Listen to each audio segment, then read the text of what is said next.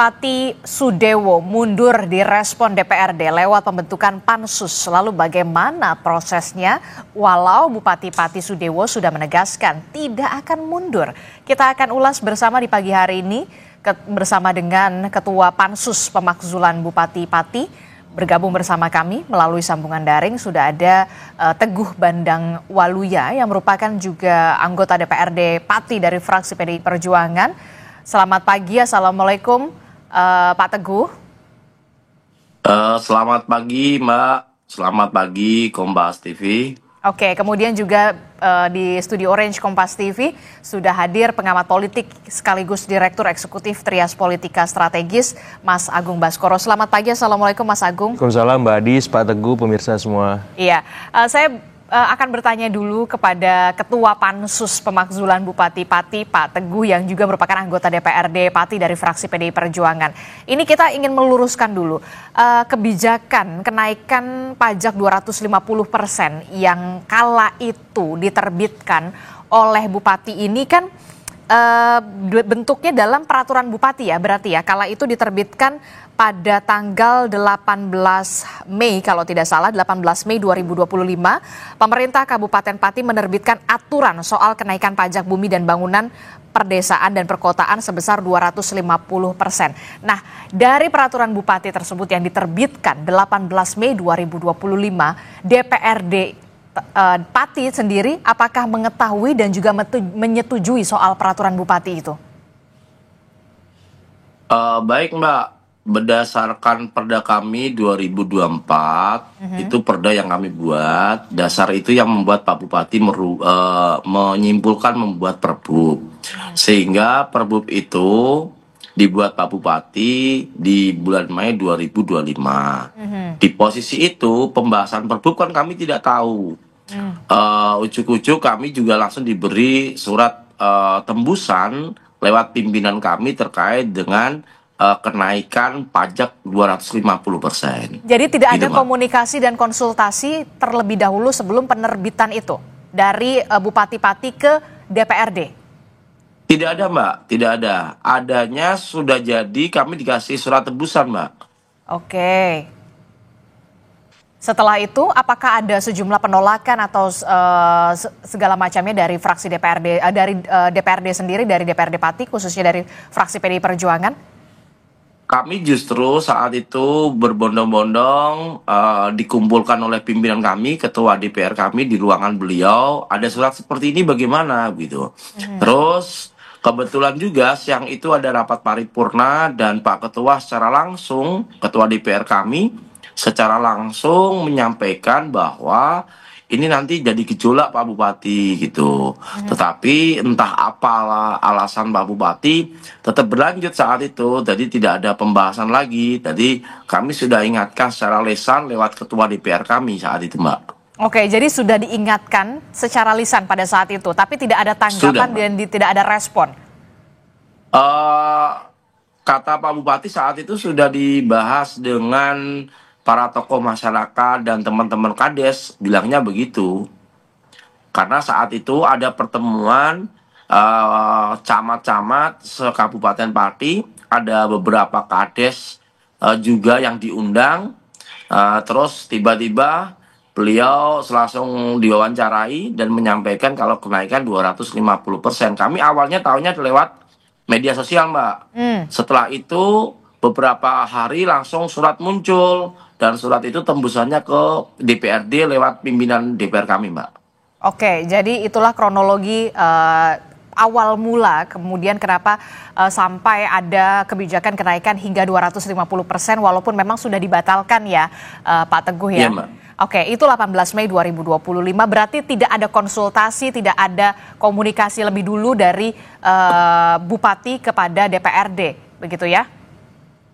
Baik, Mbak. Betul, Mbak. Oke, nah ini kan kemudian aksi unjuk rasa dilakukan, pecahlah di tanggal kemarin, di tanggal 13 Agustus 2025 begitu ya. Karena kemudian situasi dan juga kondisi semakin tidak kondusif, akhirnya DPRD melakukan rapat secara tiba-tiba atau seperti apa awalnya? Baik, Mbak. Kronologisnya kami teman-teman DPR jam 9 pagi sudah di kantor DPR. Karena kami tahu nanti rakyat pasti pengen ketemu dengan kita, rakyat pasti nanti pengen komunikasi dengan kita. Tetapi jam 11 lebih sedikit, Mbak, itu masa tiba-tiba masuk ke DPR tanpa diduga, Mbak. Kami kaget saat itu, Mbak. Kami sedang ngobrol sama teman-teman beberapa fraksi. Kami kaget. Pintu ruangan kami didobrak, kami ditarik, didorong-dorong sama massa untuk masuk ke paripurna, Mbak. Seperti itu, Mbak. Awalnya terjadinya paripurna, Mbak. Sehingga tidak ada sekretariat dewan itu mempersiapkan absen, mempersiapkan undangan. Tidak ada, Mbak. Kami tidak ada persiapan sama sekali, Mbak. Kami tiba-tiba gedung kami sudah dikepung, Mbak. Sudah dikepung, kami ruangan kayak di sweeping gitu loh, Mbak. Kami ditarik oleh warga, disuruh duduk di ruang paripurna. Kami harus paripurna saat itu juga, Mbak. Dan akhirnya semua datang dan quorum di rapat paripurna tersebut? Baik, Mbak. Menurut catatan yang kami lihat dan kami terima dan langsung fisiknya dihitung secara langsung, bahkan yang absen fisik itu malah masyarakat, Mbak. PDI ada berapa berdiri, Gerindra ada berapa yang berdiri, Demokrat ada berapa, PKS ada berapa. Itu semua kami di absen, Mbak. Dari 50 anggota DPR di Pati, 42 yang hadir, Mbak. Jadi menurut catatan dari Sekwan, itu sudah memenuhi quorum, Mbak. Oke, berarti juga Sehingga, termasuk partai yang mengusung dari Bupati Sudewo juga setuju dalam rapat paripurna tersebut? 3 partai yang mengusung Pak Sudewo juga ikut juga. Karena kebetulan setelah kita quorum, kita diminta paripurna, ditunggui masyarakat, Mbak. Kita nggak bisa bergerak. Kita ke toilet aja, kami harus dikawal sama warga, Mbak. Ke toilet aja kami harus dikawal, nggak boleh pulang, nggak boleh keluar sebelum paripurna selesai. Sehingga atas usul Pak Ketua saat itu, kita rapat paripurna pembuat perubahan jadwal dulu, Mbak. Karena kami DPR ini kan sudah jadwalnya 1 bulan nih. Kami harus rubah jadwal karena hari ini tidak ada rapat paripurna. Kita sepakati karena keputusan tertinggi di paripurna, sehingga ada perubahan jadwal dulu, Mbak. Oke, jadi apa yang kemudian melatar belakangi akhirnya DPRD ini membentuk pansus ini? Apakah memang karena desakan warga Pati yang sudah dalam tanda kutip menduduki kantor DPRD Pati Jawa Tengah dan sampai akhirnya 42 orang ini quorum begitu akhirnya membentuk pansus, atau seperti apa sebenarnya desakannya? Baik, Mbak. Kami tidak hanya desakan, Mbak, tapi memang ini panggilan hati juga, Mbak. Kenapa panggilan hati? Kami bicara panggilan hati. Kami pagi aja sudah pada ke kantor, Mbak. Pagi kami sudah tidak ke kantor, padahal kami tidak ada agenda kegiatan hari ini. Kami masih tetap menduduki DPR karena ini panggilan hati, Mbak. Oke, jadi jadi ini merupakan panggilan hati anggota DPRD untuk membentuk pansus. Walaupun memang kalau tidak ada desakan sampai diduduki oleh warga, apakah pansus akan tetap dibuat kala itu kemarin? Baik, Mbak. Kami juga melihat situasi dan kondisi karena kami mendapat selebaran informasi bahwa pendemo pengen DPR untuk ikut demo di lapangan langsung dan ikut mendengarkan apa jawaban Bupati saat itu, sehingga memang kami ikut serta dalam persiapan untuk ikut teman-teman masyarakat untuk ngajak demo. Tetapi ini berubah rutenya. Sebelum kami turun ikut bergabung demo, kami sudah didatangi masyarakat itu luar biasa, sampai kami di dalam ruang paripurna mata kami itu sakit, Mbak, karena gas air mata sudah masuk ke ruangan kami saat itu, depan ruangan kami, Mbak. Oke. Tapi kemudian yang jadi pertanyaan saya, ketika masyarakat Pati tidak menduduki kantor DPRD Pati, apakah seluruh anggota DPRD, termasuk juga pimpinan Anda DPRD, tetap akan membentuk pansus ini? Di dalam pembahasan 2 hari terakhir itu, Mbak, kami sudah ada pertemuan beberapa ketua-ketua fraksi. Kami sudah menyampaikan sampai ke sana. Ini nanti kalau terjadi terjadi masa yang begitu banyaknya, kita harus bagi chaos, bagaimana cara kita mengatasinya, cara kita meredam suasana, sekaligus ada inisiator, Mbak. inisiator dari beberapa fraksi, memang Pak kita harus ambil tindakan tegas ini, jangan sampai nanti masyarakat kecewa dengan kita. Itu sudah kami bahas 3 hari yang lalu Mbak, dengan pimpinan dan semua ketua fraksi Mbak. Oke, dan akhirnya terlaksanalah rapat paripurna untuk membentuk pansus ini ya, hak angket. Iya Mbak, izin Mbak menyampaikan paripurna perubahan jadwal. Setelah paripurna perubahan jadwal kan kami paripurna kembali Mbak. Oke. Paripurna kembali terkait hak angket, sehingga kami kaget ternyata di semua fraksi sudah mempunyai catatan-catatan tentang kebijakan Pak Bupati yang perlu ditanyakan dalam hak angket. Berarti teman-teman itu sudah siap Mbak, sudah menyiapkan semuanya. Oke, jadi Dan itu semua fraksi Mbak, tidak hanya 1-2, bahkan Partai Gerindra itu sudah juga mempunyai catatan sendiri gitu. Oke, Baik, nanti juga saya akan tanyakan juga ke Pak Teguh begitu ya. Apa sebenarnya catatan dari PDI Perjuangan? Apakah juga sudah punya catatan soal bagaimana kebijakan dari sang bupati ini, Bupati Sudewo? Tapi saya ingin bergeser dulu ke Mas Agung Baskoro. Ya. Mas Agung, dari penjelasan anggota DPRD yang merupakan juga ketua pansus begitu ya. Ya. Sangat memprihatinkan kalau menurut saya, agak sedikit miris begitu ya, bukan agak lagi, miris sekali begitu ya dengan apa yang terjadi di Pati ini. Kebijakan sang Bupati Sudewo 250% kenaikan pajak, ini peraturan Bupati, sempat juga tidak ada komunikasi kepada DPRD begitu ya. Nah, apa yang bisa Anda baca dari sini? Ya, pertama komunikasi di level publik berjalan searah Mbak Adis. Komunikasi di level publik berjalan secara searah. Artinya ini kebijakan sepihak dari Bupati untuk menetapkan apakah itu soal BB 250% naik, soal pengisian jabatan di Direktur Rumah Sakit Daerah, dan seterusnya, dan ini akumulasi akhirnya. Karena selama ini merasa cukup aja dia komunikasi sepihak, kebijakan dibuat, beres macam itu. Sayangnya ini akhirnya menjadi bom waktu. Nah, saya juga menyoroti peran DPRD di sini.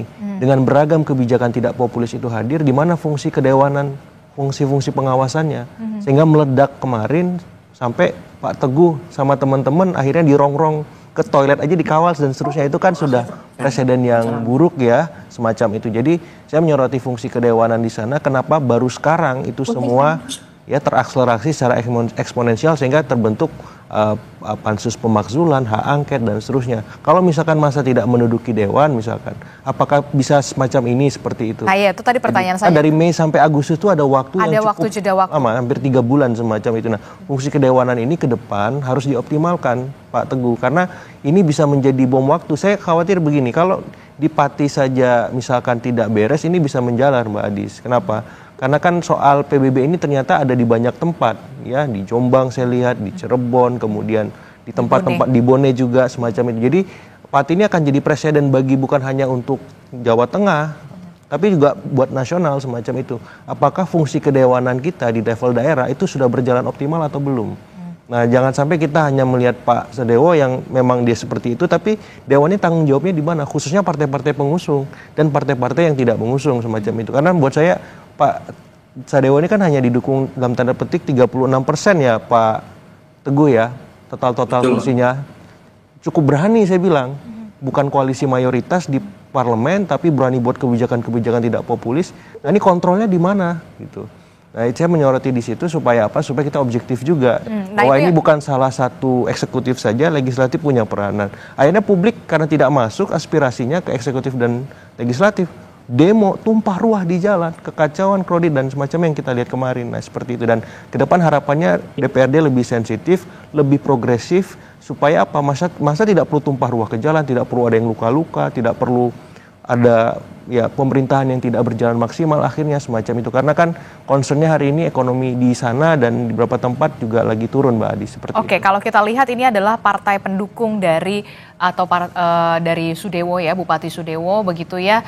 Kita lihat dulu, ini dia partai pendukung Bupati Sudewo, ini ada Partai Golkar, Partai Solidaritas Indonesia, Gelora, kemudian ada PKN dan juga Perindo begitu ya. Kalau kita lihat ada lima, ada juga partai pengusungnya. Nah ini partai pengusungnya ini ada Partai Gerindra, PKB, Partai Nasdem. Tadi disebutkan oleh Pak Teguh, bahkan dari Partai Gerindra pun sudah memiliki catatan sebenarnya. Betul. Apa kebijakan-kebijakan yang dirasa kok ya nggak pro rakyat begitu. Nah apa yang bisa dibaca dari sini?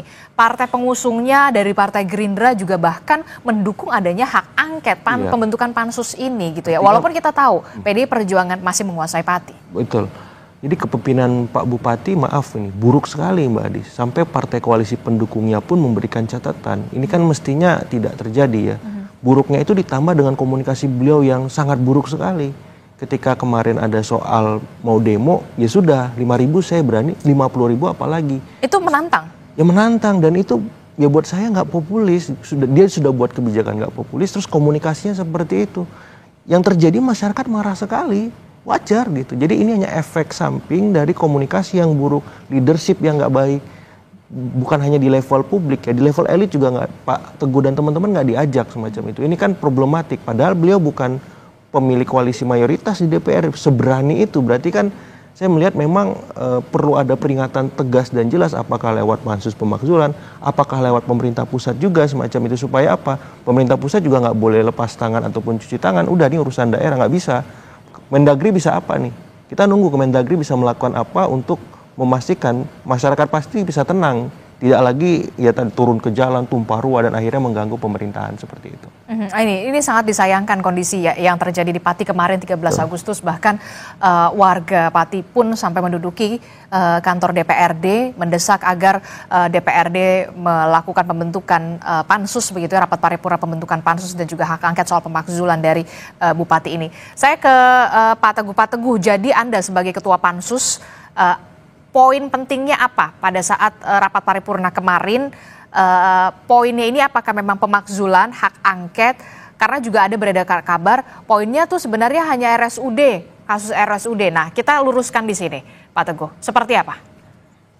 Baik Mbak, kami hari ini belum bisa menyampaikan Pak Sudewo bersalah dan tidak. Karena kan kami baru berproses, mulai hari ini kami baru rapat pansus Mbak. Tetapi di pembahasan nanti ada 12 item Mbak, 12 item. Ada 12 item? Betul Mbak, ada 12 item yang diusulkan teman-teman fraksi sendiri. Dari salah 7 satunya? Fraksi itu salah satunya RSUD. Yang kedua penurunan jabatan dari eselon 2 diturunkan jadi staf Mbak. Itu ada. Terus yang ketiga mutasi jabatan. Mutasi jabatan itu kalau kami tidak salah baca, tidak salah bahas kemarin, 6 bulan setelah beliau dilantik atau 6 bulan sebelum diberhentikan, kepala daerah tidak bisa memutasi. Nah ini mutasinya sangat luar biasa. Oke, itu kan yang soal RSUD. Ya, RSUD. Ada lagi Mbak, mutasi, double jabatan. Double jabatan ini banyak sekali Mbak, dirangkap-rangkap oleh camat-camat itu. Dan misal contohnya PLT Kasatpol PP pas marah-marah cewek itu langsung malam harinya diganti begitu saja, ganti orang gitu saja Mbak. Kami tidak tahu prosesnya, ujuk-ujuk langsung digonta-ganti gitu aja, kayak sandal jepit gitu aja Mbak. Oke, termasuk juga soal poin pemakzulan. Ini direspon DPRD atau enggak pemakzulan Pak Bupati ini, Bupati Sudewo, Bupati Pati? Direspon sehingga kami membuat pansus ini Mbak. Oke. Kami merespon sekali, bahkan kami meminta masyarakat silakan datang ke DPR, yang penting tertib. Kami akan rapatnya secara terbuka Mbak, biar masyarakat bisa tahu bahwa kita ini tidak ada yang main-main gitu Mbak. Sepakat. Jadi rapat ini dilakukan secara terbuka dan juga transparan, termasuk juga soal poin-poin pembahasan pansus Mbak. Ini. Betul Mbak, kami tidak ada yang kami tutup-tutupi, justru dari 7 fraksi ada 15 anggota pansus, kami biar rakyat bisa menilai fraksi mana yang betul memperjuangkan aspirasi rakyat, fraksi mana yang gasnya setengah-setengah, fraksi mana yang nanti kena angin yang kencang Mbak, begitu Mbak. Ada juga jangan sampai malah mati angin lah ya. Iya Mbak, siap. Oke, Pak Teguh, soal mekanisme pansus ini, soal hak angket termasuk juga soal pemakzulan ini, nanti mekanismenya seperti apa dilakukan oleh DPRD? Tapi jangan dijawab dulu Pak Teguh, nanti kita akan temukan jawabannya usai jeda. Tetaplah bersama kami di Sapa Indonesia Pagi, kami akan segera kembali.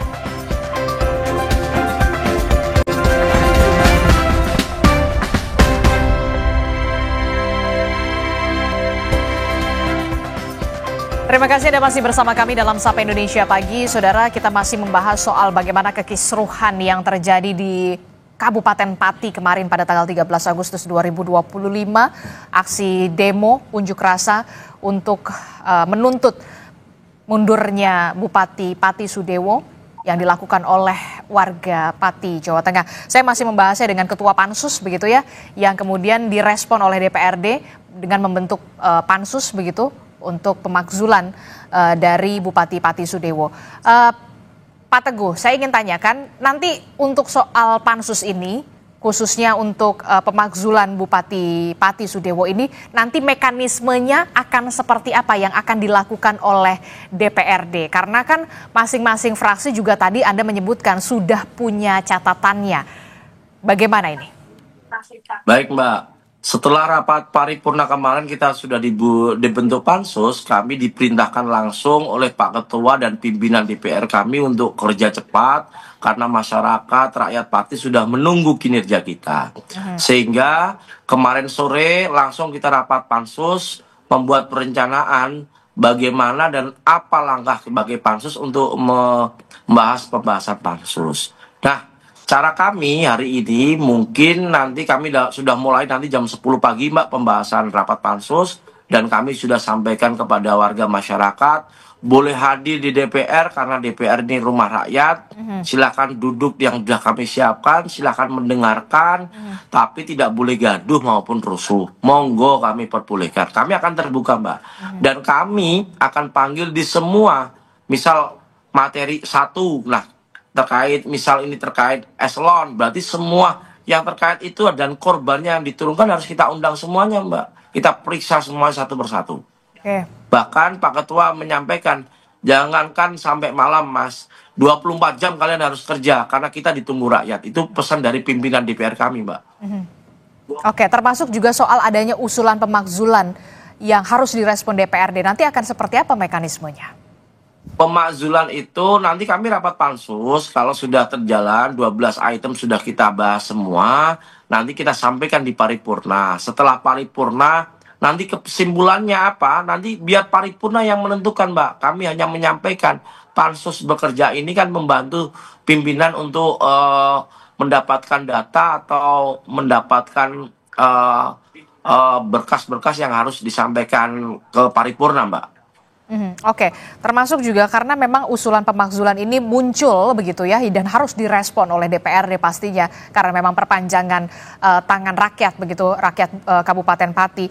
Ini kan karena memang adanya kebijakan kenaikan pajak begitu ya, sehingga 250% yang kemudian yang terbaru dibatalkan begitu ya. Tapi kemudian Bupati Pati mengatakan, kenapa harus menaikkan pajak hingga 250% karena untuk meningkatkan pendapatan asli daerah atau PAD, karena 14 tahun ini sudah tidak berubah, tidak ada kenaikan selama 14 tahun. Benar atau enggak sebenarnya? Izin meluruskan Mbak, 14 tahun itu tidak ada kenaikan, ini salah. Sebelumnya sudah ada kenaikan Bupati sebelumnya, tapi memang kenaikannya sedikit, hanya 20%. Sehingga rakyat juga memaklumi, dan itu pun kami, biarpun itu perbu, kami diajak pembahasan Mbak. Diajak ngobrol sama Bupati, gimana ya, naik bagaimana ya. Pak Bupati jangan memberatkan masyarakat. Pak Bupati saat itu dikasih masukan bisa Mbak, Bupati yang lama itu. Tetapi izin Mbak, ini tidak hanya kaitan pajak yang sudah dibatalkan, ada permasalahan yang berat Mbak menurut kami. Bahkan ada camat itu mengancam warga, memberikan surat edaran, kalau tidak membayar pajak tidak akan dilayani di semua kegiatan yang ada di kecamatan. Mulai bikin KTP dan sebagainya, tidak mau melayani Mbak. Ini ada surat edarannya.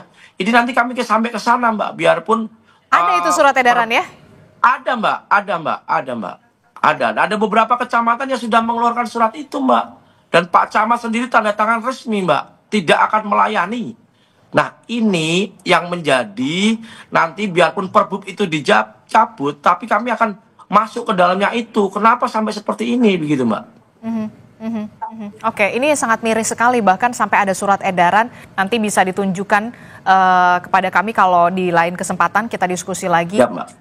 Ya, Mbak. Kecamatan apa yang kemudian sudah mengeluarkan surat edaran semacam itu begitu.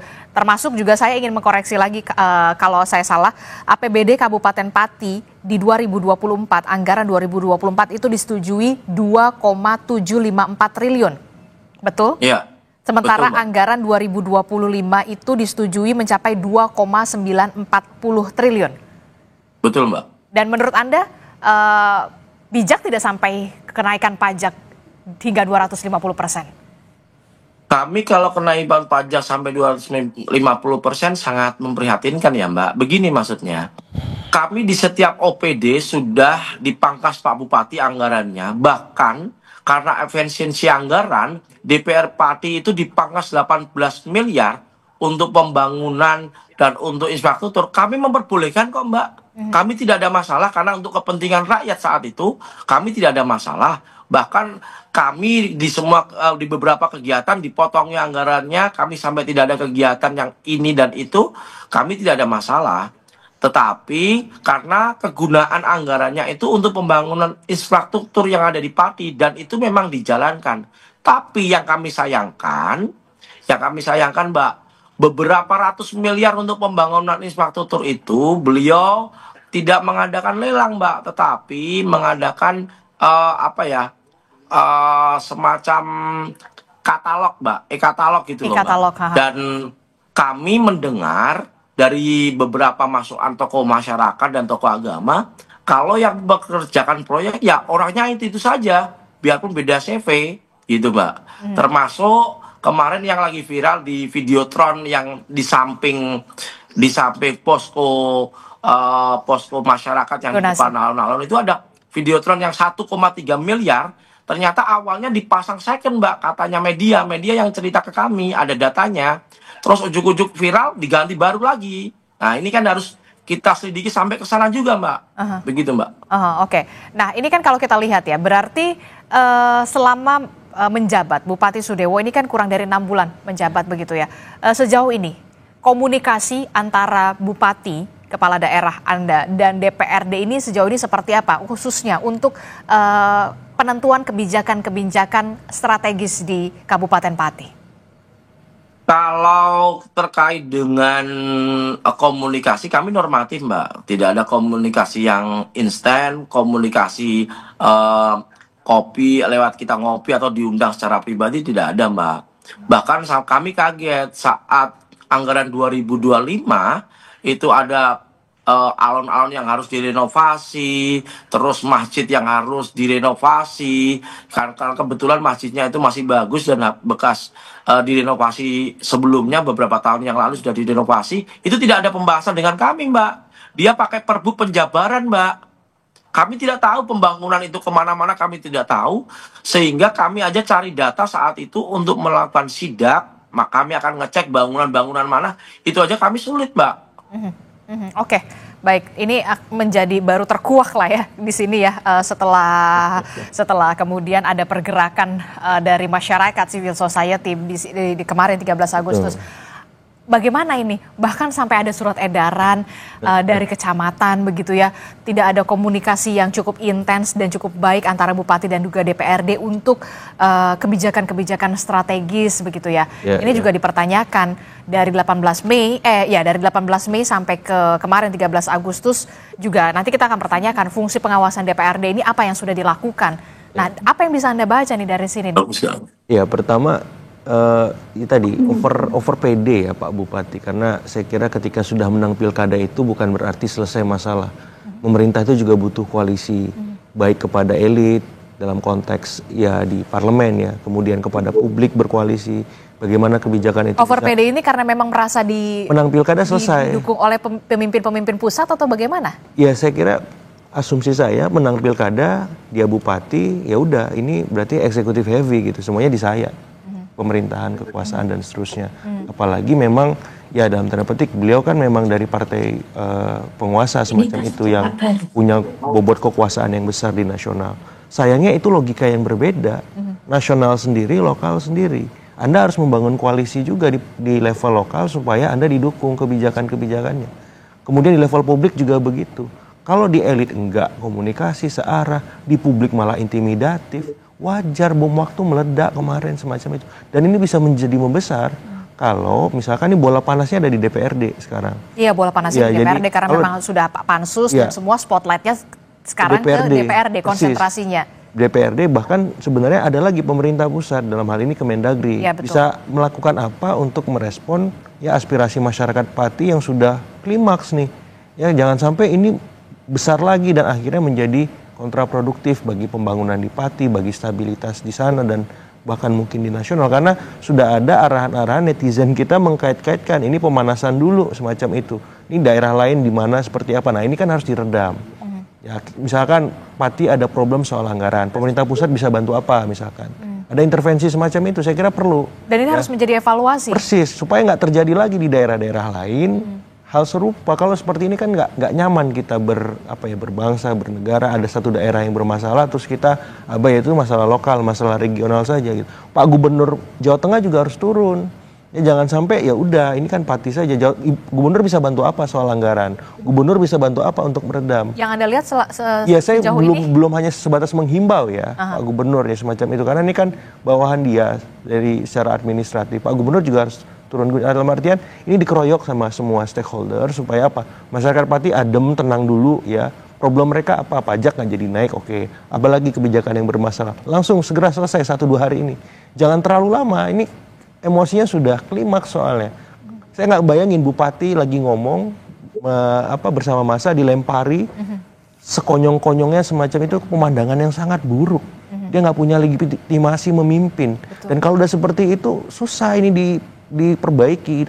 Usahanya harus benar-benar luar biasa. Ya dari pemerintah pusat, pemerintah provinsi, DPRD juga harus cepat gitu. Supaya apa? Supaya bisa lebih stabil, bisa ternormalisasi walaupun tidak akan mudah proses itu. Oke, kalau kita lihat begitu ya, desakan tidak hanya desakan masyarakat Pati begitu yang sudah klimaks kemarin 13 Agustus pecah begitu ya, tapi juga Bupati Pati Sudewo juga akan menghadapi desakan juga hak angket gitu ya untuk pemakzulan dan segala macam. Mampu nggak sebenarnya nanti Bupati Sudewo ini menghadapi ini semua begitu ya? Possibility-nya lebih baik mundur atau dimundurkan atau seperti apa menurut Anda? Semua opsi terbuka ya. Apalagi kalau lihat historik masyarakat Pati ini masyarakat pejuang nih. Ya ada latar sejarah yang kuat, petaninya memberontak zaman kolonial, terus ada masyarakat Samin di Blora yang menginspirasi masyarakat Pati. Jadi ini masyarakat pejuang, masyarakat yang memang benar-benar melihat ideal, hal-hal ideal itu harus tampak di mata mereka.